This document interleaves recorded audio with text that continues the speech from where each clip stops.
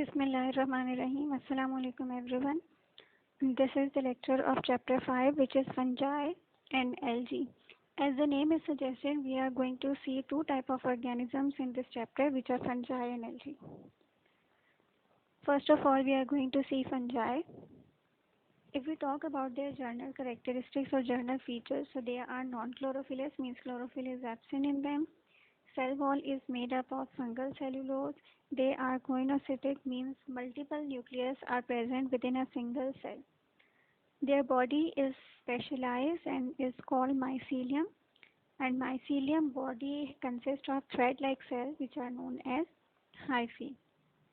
Reserve food is present inside the body in the form of glycogen molecules, glycogen particles and oil globules. So this is the basic structure in which you can see on the left side fungi single cell, multiple nucleus are present. Here single hyphae or single cell is shown consisting of multiple nucleus. So this is the overall classification of the structure.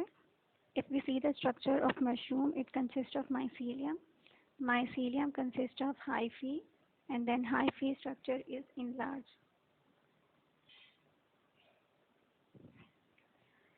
They reproduce asexually by the means of spore, budding or fragmentation, and sexually they reproduce by the means of conjugation, which is also known as isogamy. Now mode of nutrition is three, or can be the food can be taken by three methods. Saprophytic means from dead organic matter.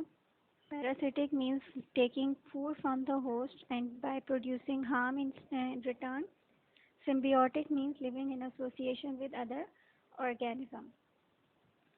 If we see the evolution or their origin, so they are evolved either from algae or from unflagellated protozoa. There are many examples of fungi. Common examples include yeast, agaricus, which is also known as mushroom, penicillium, and rhizopus. These are the few diagrams of fungi.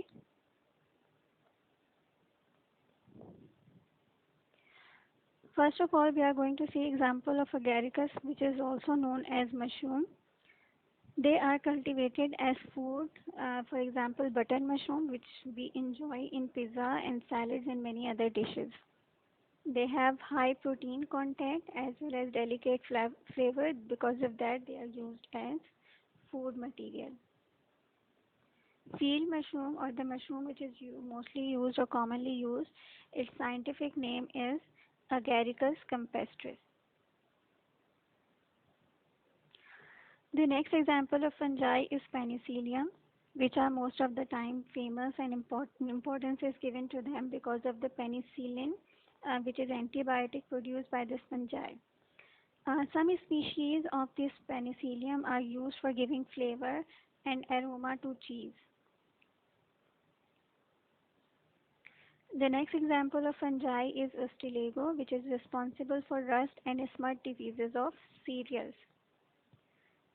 Here you can see the rusting, and here smut. Next topic is importance of fungi. First aspect is food. There are a number of edible fungi which are used in the food. Mushrooms are the source of nourishing and delicious food dishes. All of the mushrooms are not edible. There are some fungi like mushroom which are poisonous, so they should not be taken. Many antibiotics are produced which are used as medicine. The common examples of antibiotics are penicillin, chloromycetin, neomycetin, and paramycetin. Soil fertility is increased by the decomposition of dead plants and animals, and fungi play a very important role in decomposing and adding organic matter to the soil. And as a result, soil becomes very fertile. Fungi are responsible for the property of fermentation. So after fermentation, they produce a lot of products. Some of those products include ethanol, organic acids, and alcoholic beverages. Now, this is a harmful effect of fungi, which is food spoilage. The food which is spoiled, in the previous chapter, we see that bacteria are responsible. So, for some food spoilage, fungi are responsible. They also causes diseases in humans, like aspergillosis, which is disease of air and lung, moniliasis, which is a disease or infection of skin, mouth, and gum, and the next is ringworm diseases.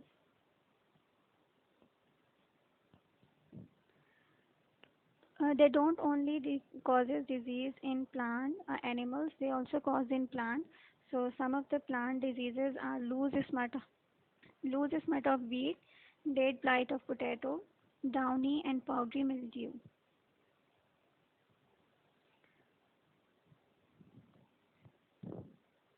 They are responsible for the spoilage of many goods, which are leather goods, wool, books, timber, and cotton, etc.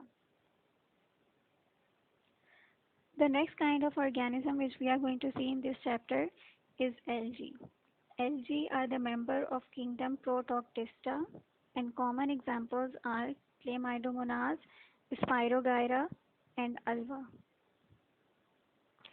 First of all, we are going to see Chlamydomonas, which is freshwater alga, means it is found not in the marine water, in freshwater like lake, ponds, etc. These are unicellular, eukaryotic, green, motile alga.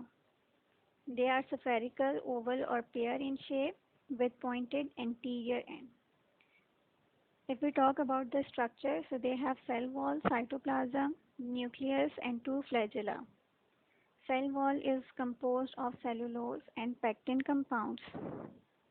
This is the basic diagram of Chlamydomonas.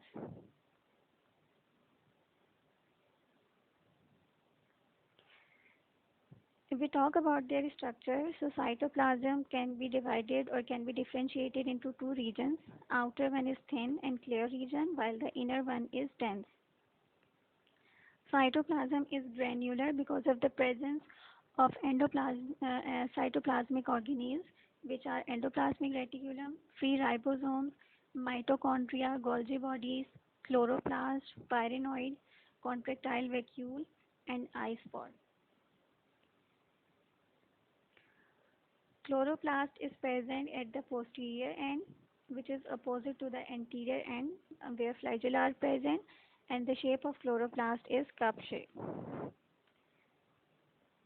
Now, inside chloroplast, pyrenoid is present, which is a starch manufacturing factory.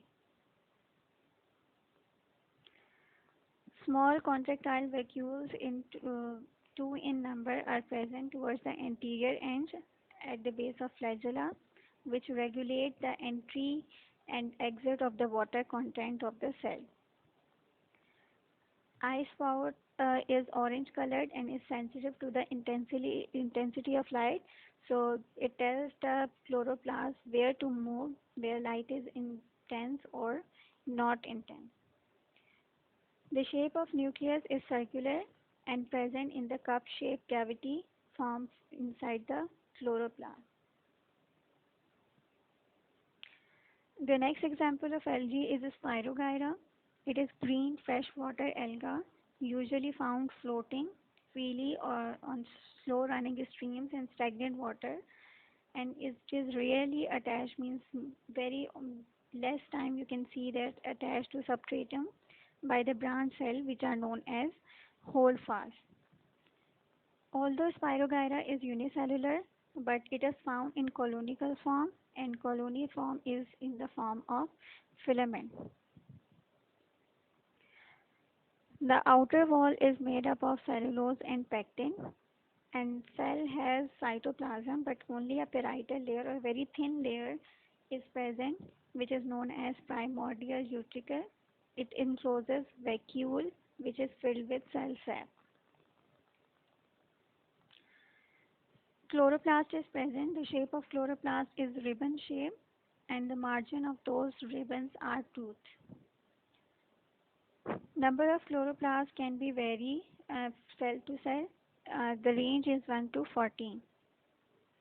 And each chloroplast have round bodies which are known as pyrenoid. And if you remember pyrenoids, so pyrenoid are the starch manufacturing factories. Nucleus is present in the center of the cell.